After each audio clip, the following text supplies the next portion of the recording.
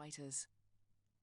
No, she remembered Kit had told her, his fighter pilot's far-seeing eyes crinkling up at the corners with amusement as he had leaned forward and told her boldly, "I meant because of our success with the fairer sex."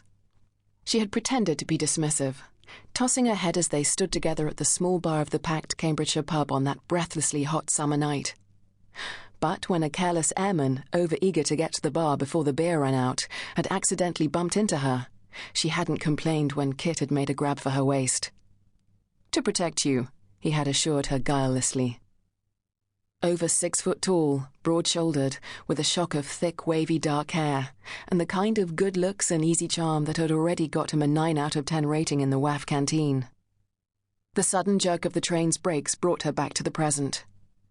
Diane reached up to the overhead luggage rack to remove her kit bag, ready to join the stream of people disembarking at Lime Street. So this was Liverpool. The voices all around her certainly had very different accents from those in Cambridgeshire, although the Liverpool accent wasn't the only one swelling the noise in the busy station, and Diane's eyes widened a little when she saw how many Americans there were clustered around in large groups. They would, of course, be the Yanks from the American base at Burtonwood. The station platforms were busy with men in uniform, with the distinctively dressed women of the Women's Voluntary Service also very much in evidence with their tea-urns. One of the friendly WVS women was happy to explain to Diane how to get to her billet on Chestnut Close. The summer sunshine had enough warmth in it to make her walk a pleasant one, and to allow her to pause to stare in shocked compassion at the blitzed and bombed-out centre of the city. She could see huge gaps where it looked as though whole streets had disappeared, and smaller ones where only a single house had gone, leaving the rest of the street intact. The city was very different from the pretty Hertfordshire village where she'd grown up. Her parents were far from well off, but their semi was one of several on a quiet, leafy lane opposite the village green and duck pond. Diane had grown up knowing virtually everyone in the village.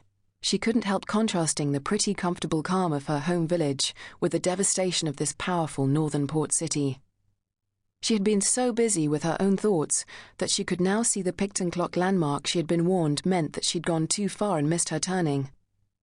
An elderly woman, obviously having noticed her looking around, came over to her. "Lost your way, have you?" she inquired. "I've been billeted to Chestnut Close," Diane explained, "but I think I've missed my turning." "Well, as to that," the other woman sniffed, "you have, yes. This is Wavertree, not Edge Hill." The way she stressed what she obviously considered to be the superiority of Wavertree made Diane smile. A similarly petty type of snobbery existed in Melham on the Green. "And, of course, we aren't supposed to give out directions to strangers," the elderly lady added pompously. "No, indeed," Diane responded with suitable gravity. "There's some folks that live there that like to claim that it's in Wavertree on account of it being on the border, but even if they are right, the better part of Wavertree is further up the road past the tennis club and that. I expect you play tennis, do you? I used to play myself when I was younger." Diane made her excuses as tactfully as she could. The older woman's questions had brought a fresh wave of painful memories. The previous summer, she and Kit had just managed to snatch the mixed doubles trophy from the previous year's winners at the Cambridgeshire courts, where they and other members of the RAF squadrons based locally played. It had been at the tennis club, on a warm September night just after the Battle of Britain, not yet 2 years ago, that Kit had proposed to her.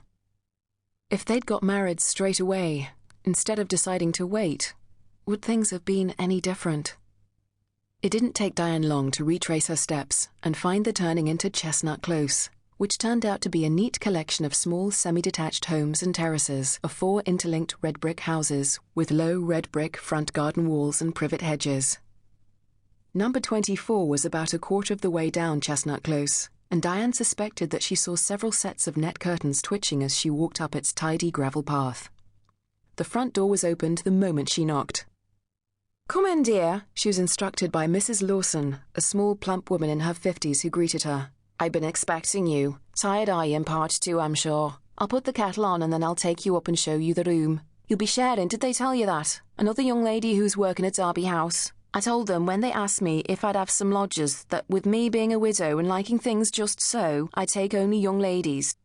Not that some of them I've had have been what I'd call ladies, but then I can tell you're a decent sort. I'm Mrs.